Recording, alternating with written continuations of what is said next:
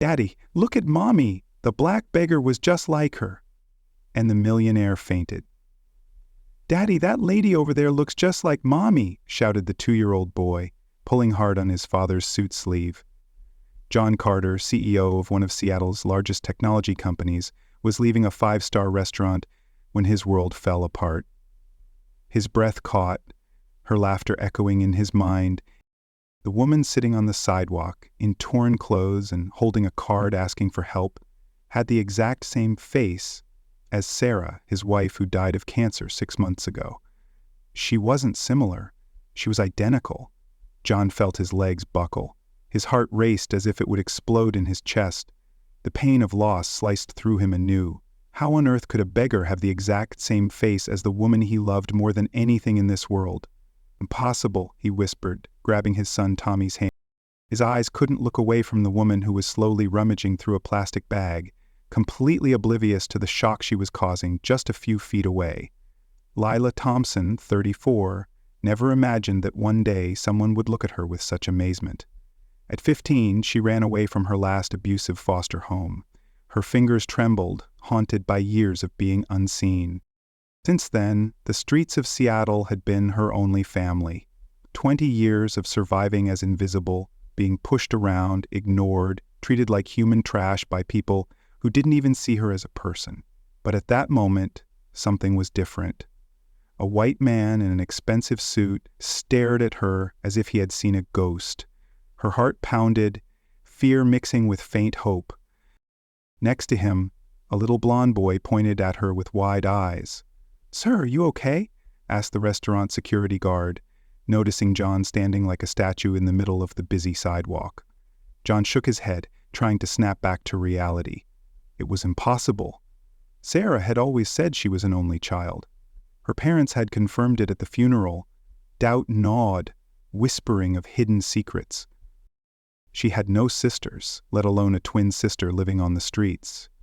But those brown eyes, the curve of her smile when she thanked someone for a coin they tossed her, even the way she tilted her head when she thought it was Sarah, every feature, every expression. "Daddy, why are you crying?" Tommy tugged at his father's sleeve again. Tears betrayed his stoic mask. John didn't even notice the tears streaming down his face. 20 years building a business empire, taking on the biggest sharks on Wall Street, and a simple coincidence on the street had brought him down like a house of cards. Lila noticed the movement and looked up. For a split second, the two stared at each other. She saw something in his eyes that she had never seen on any face before. A raw, aching recognition of her soul. Recognition as if he knew her from some impossible place. "Excuse me?" John approached slowly, his voice breaking. May I ask your name?" Lila instinctively shrank back. Rich men who approached her on the streets never meant well. "Lila," she replied softly, ready to run if necessary. "Lila Thompson." Her voice cracked, her name foreign after years of nothingness. Her eyes widened. How the hell did he know her last name? No one had called her by her full name in decades. On the streets, she was just Kai, the invisible woman who slept in alleys and ate leftovers. John took his cell phone out of his pocket with trembling hands, found a photo of Sarah, and showed it to her. His fingers nearly dropped the phone, her image searing his heart. "Do you know this woman?" Lila stared at the screen and almost fainted. It was like looking at herself in expensive clothes and with her hair done. Every detail of her face was identical to what she saw in the mirror when she could find one. Who is she?" Lila asked, her voice coming out as a haunted whisper. She clutched her coat, grounding herself against the impossible. "She was my wife. She died 6 months ago." John bent down until he was at her level. "And you look exactly like her." At that moment, as hundreds of people hurried past on the sidewalk, oblivious to the extraordinary scene unfolding before them, two lives were about to connect in a way neither could have imagined. A fragile thread tied their shattered worlds together. But what John didn't know yet was that some truths are capable of destroying entire families. This encounter felt orchestrated, a cruel twist of fate unearthing a buried past. If your heart is racing with this impossible story, subscribe to the channel because what comes next will show how a simple encounter can reveal secrets that have been buried for decades. 3 days after the impossible encounter, John couldn't think of anything else. He had hired Robert Lane, the best private detective in Seattle, but the first pieces of information came as a punch in the stomach. Lila Thompson, 34 years old, no official birth certificate. She was in 12 different foster homes until she was 15. He pictured Lila alone while Sarah lived in comfort. History of abuse, constant runaways on the streets ever since. Robert paused, watching John's expression. John, this woman has no registered family. There is no legal connection to your wife. John slammed his fist on the office desk. That's impossible, Robert. You saw the photos I sent you. They are identical. This isn't a coincidence. Listen, I've seen twins separated at birth before. There's usually an adoption record, documents, some kind of clue. There's nothing here. It's as if someone deliberately erased every trace of her existence. A sinister hand had rewritten her history, John was sure. Meanwhile, across town, Margaret Blackwood, Sarah's mother, received a disturbing call from her sister Helen. Her hands shook, the past clawing back to life. Maggie, you need to know, I saw John yesterday talking to that woman on the street downtown.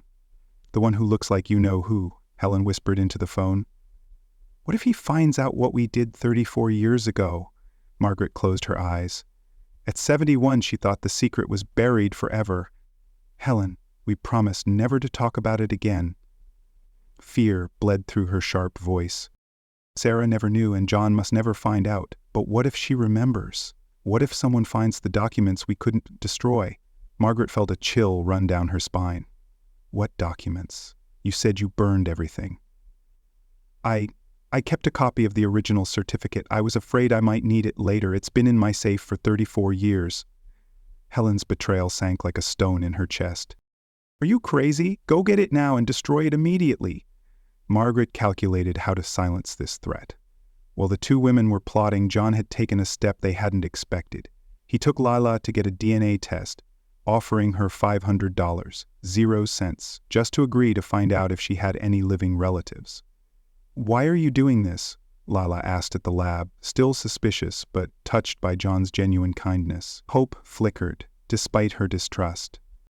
No one ever cared where I came from, because everyone deserves to know who they are, John replied, holding his son's hand. And because something tells me that your story is connected to ours. Tommy, with a brutal honesty of children, said, If you're family to Mom, that means you're family to us too, right? Lila's eyes filled with tears. Family cut deeper than any wound. For 20 years, no one had included her anywhere, but Margaret Blackwood wasn't going to stand for it. The next day, she called Dr. Wilson, the head of John's company's board of directors. Richard, I need to talk to you about your partner. John is behaving in a way that is troubling. He's getting involved with the wrong people and exposing our grandson to dangerous situations. Her words were venom, aimed to cast Lila out. As someone responsible for billions in investments, I think you should know. Dr. Wilson, a conservative and calculating man, didn't like what he heard. Margaret, do you think John is compromising his judgment? Could this affect the company? I'm just concerned about my grandson's well-being and the reputation Sarah has built for our family. Her faint smile sensed her manipulation taking root. This woman may be manipulating him, taking advantage of his resemblance to Sarah. Her tone dripped with calculated malice. What Margaret didn't know was that John had installed recording devices in his office after receiving threats from competitors. Her entire conversation with Dr. Wilson was being automatically recorded. Robert called the next day with a disturbing discovery. The conspiracy pieces fell into place. John, I got access to the old social services files. 34 years ago, 2 black twin girls were separated at birth. One was put up for adoption, no public record of who adopted her. The other went into foster care. And Sarah was registered where at that time? Here's where it gets interesting. Sarah Blackwood is listed as informally adopted by the Blackwood family. Sarah's family's betrayal seared his heart. No legal proceedings, no official documentation. John, I think your wife's family bought one of the twins and abandoned the other. John felt his world collapse. You're saying that Margaret and Helen, They chose one child and left her sister to die in the system, and they managed to keep it a secret for 34 years. Lila's suffering became his personal wound. That night, John received the results that would change everything. "John, you need to sit down." "The DNA test." "Lila Thompson is a 99.7% match to Sarah's genetic samples. They are twin sisters." The silence on the phone lasted an eternity. John looked at the wedding photo on the nightstand.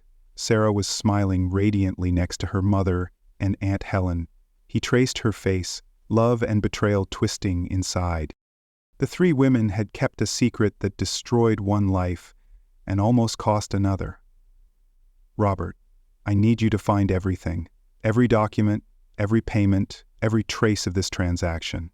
And I want you to install discrete cameras in Margaret's house. If she still has hidden evidence, we're going to find it." His tone was steel, vowing to unearth the truth. "John, that could be considered invasion of privacy." "They separated twin sisters, Robert. They condemned one innocent child to 20 years on the streets while raising the other in luxury. That's not invasion of privacy. That's justice." As Lila slept in her first clean bed in decades, she had no idea that her life was about to change. She dreamt of a sister, her heart whispering truth. But she also didn't know that some people would do anything to keep her secrets buried, including trying to permanently remove her from John's life. Margaret had contacted a fixer to make Lila disappear, her panic driving her to extremes. What Margaret never imagined was that her every move to keep Lila away was being documented, recorded, and archived. The web of lies she had woven for 34 years was about to unravel in spectacular fashion. A week later, John arranged dinner at Margaret's house. She thought she had finally gotten him away from Lila through Dr. Wilson, who was already pressuring John to distance himself from the embarrassing situation to protect the company. "Honey, I'm so glad you've come to your senses." Margaret smiled falsely, pouring wine in the elegant living room, where photos of Sarah decorated every table. Her eyes gleamed, blind to the coming storm. "That woman was clearly disturbed, trying to take advantage of your pain." "You're right, Margaret. I need to protect my family." John paused dramatically, watching her shoulders relax with relief. "That's why I brought some things to show you." He placed a tablet on the coffee table and pressed play. Margaret's voice echoed through the room with crystal clarity, her face drained, her words betraying her. "What if he finds out about what we did 34 years ago?" The wine glass slipped from Margaret's hand, shattering on the marble floor. Helen, who was visiting, turned white as a sheet. "How did you—" Margaret whispered, her hands shaking uncontrollably. "Get this?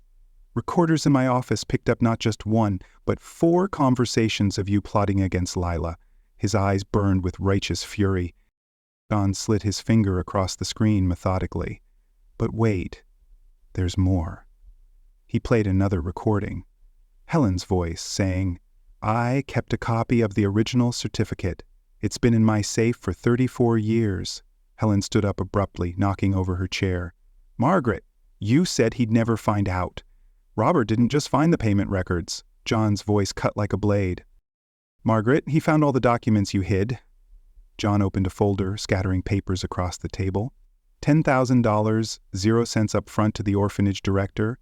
Another $3,000, 0 cents to forge documents. 3 renewals of the silence agreement. And here, he pulled out a yellowed piece of paper. The original birth certificate showing twin girls, Sarah and Lila. Margaret's breath hitched, her world crumbling. Margaret tried to grab the documents, but John was faster. No. Now it's time for you to hear the truth you've been hiding for 34 years. "John, you don't understand the pressure we were under," Helen tried to justify. "I understand perfectly. 2 white, middle-class women decided to play God with the lives of 2 black children." His anger drowned their excuses.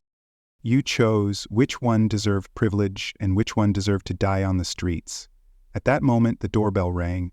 John opened the door and Lila entered, followed by Robert, 3 local TV reporters, and 2 civil rights lawyers. "Surprise, Margaret. Lila deserves to hear the truth from your own mouth, and so does the world." Lila's eyes locked on Margaret, unyielding. The cameras were already rolling, broadcasting live to thousands of viewers. Margaret stood reeling, realizing the magnitude of what was happening. "You can't do this to us.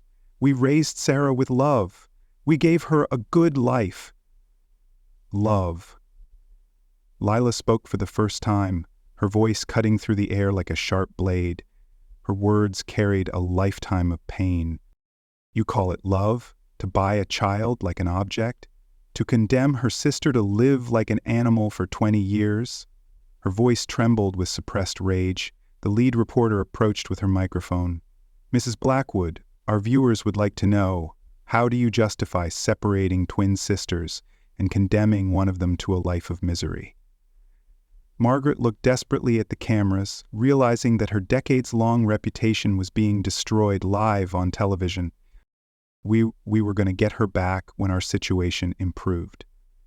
"Lies," Robert interrupted, pulling out more documents.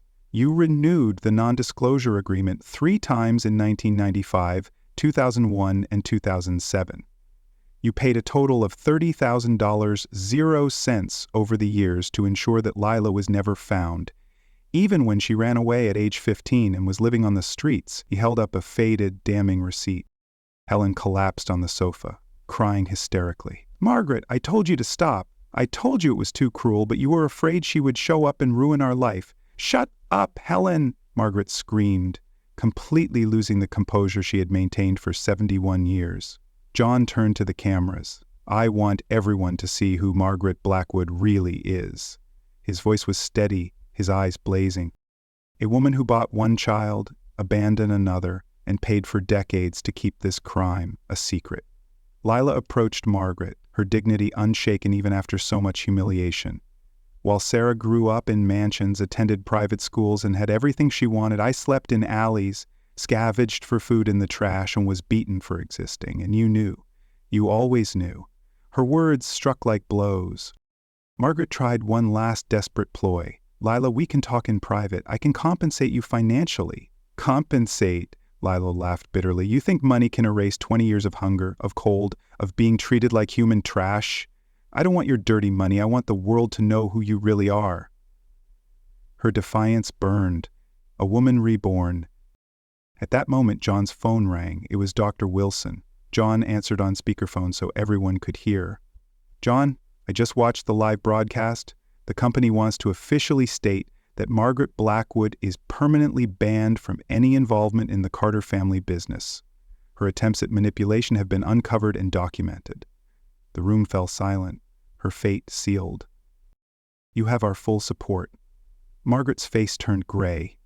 In a matter of minutes, she had lost her reputation, her influence over John, her access to her grandson, and now even any financial connection to the empire Sarah had helped build. The cameras captured every second of her total collapse. The live comments were already in the hundreds, with people expressing outrage at the cruelty committed against Lila. Viewers demanded justice, amplifying Lila's pain. "You've destroyed me," Margaret whispered, looking around the room that no longer felt like hers. "No," Lila replied with devastating calm. "You destroyed yourselves. I just survived." As Margaret and Helen were escorted out of their own homes by lawyers, who were already preparing criminal charges for child trafficking and document forgery, Lila stood still, victory bittersweet. One question remained. How would Tommy react when he found out he had an aunt who had been deliberately hidden from him? And would it be possible for John and Lila to build a real family on the wreckage of so many decades of lies and cruelty? 6 months after the live broadcast that destroyed Margaret Blackwood, Lila Thompson was unrecognizable. Her scars were now a testament to survival. Not just physically, although medical care, proper nutrition, and a safe place to sleep had completely transformed her appearance, but mainly in her posture and confidence. "Aunt Lila, are you coming to my school presentation?" Tommy asked as they ate breakfast in the house John had bought for the 3 of them to live together. Tommy's trust healed her deepest wounds. "I wouldn't miss it for the world," she replied, adjusting the boy's tie. "Your mother, Sarah, would be proud to see how brave and kind you've grown. The Sarah and Lila Thompson Foundation had become one of the largest homeless assistance organizations in Seattle. In just 6 months, it had taken 847 people off the streets, reunited 23 families separated by the system, and created the first national program to track down lost siblings. Each life saved defied the system that failed her. Lila was not only the executive director, but also the leading advocate for the rights of society's invisible people. "Miss Thompson," said the assistant, entering the elegant office overlooking the city, "CNN has confirmed the interview for tomorrow. They want to talk about the bill being voted on in Congress, and more donations have come in. $1,500,000, 0 cents this week alone. Each dollar was a step toward justice."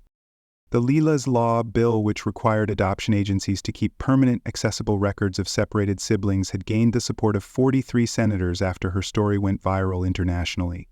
3 multinational companies had offered Lila consulting contracts to develop social responsibility programs.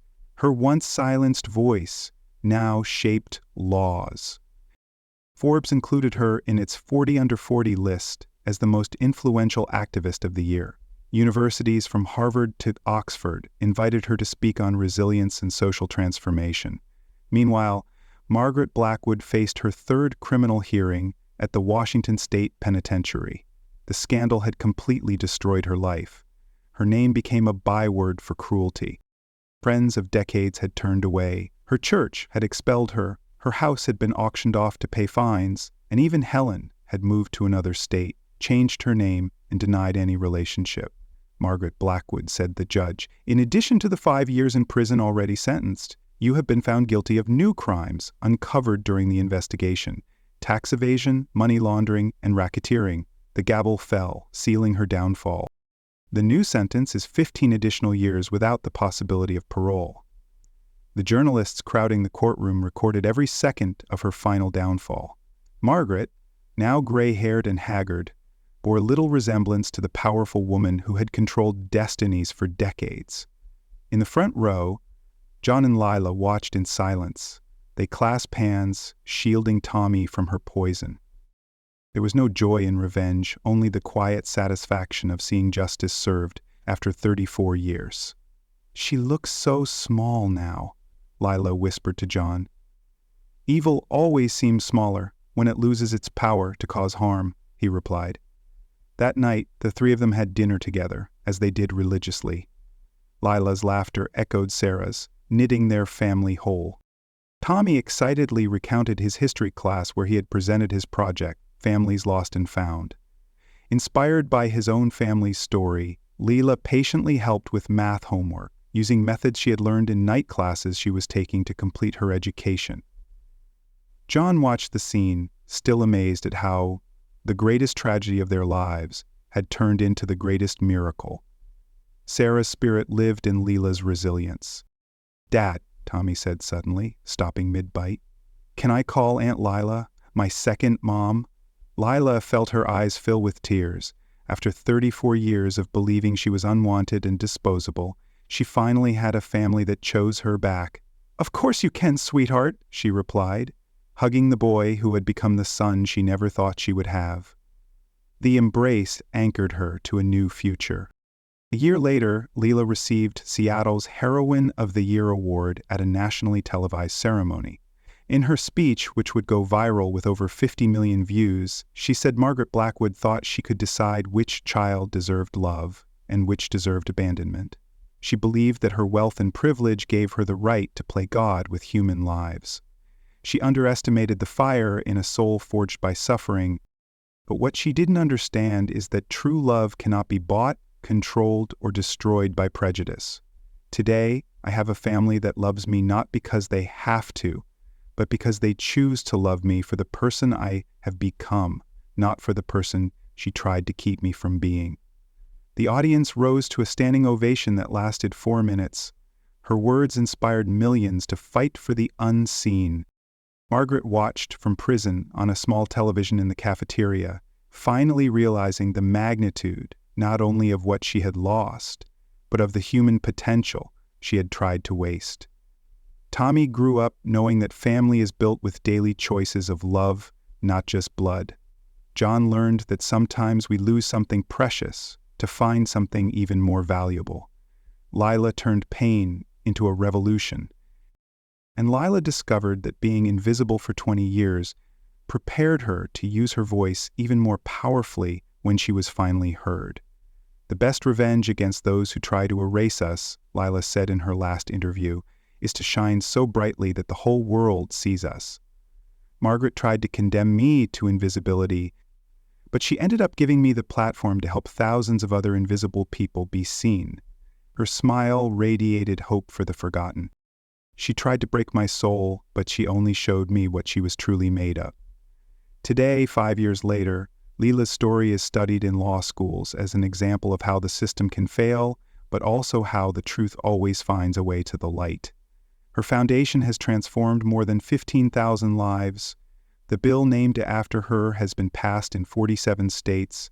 Her legacy saves those still in shadows.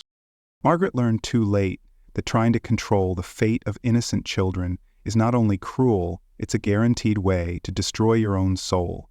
Meanwhile, Lila has turned her pain into purpose, her rejection into global acceptance, and her invisibility into a light that illuminates the path for thousands. If this story of family, justice, and overcoming adversity has touched your heart, subscribe to the channel for more stories that prove that our greatest strength comes not from where we are born, but from how we choose to transform our most painful experiences into fuel to illuminate the world and rewrite not only our own history, but the history of all those who still live in the shadows, waiting for their chance to shine.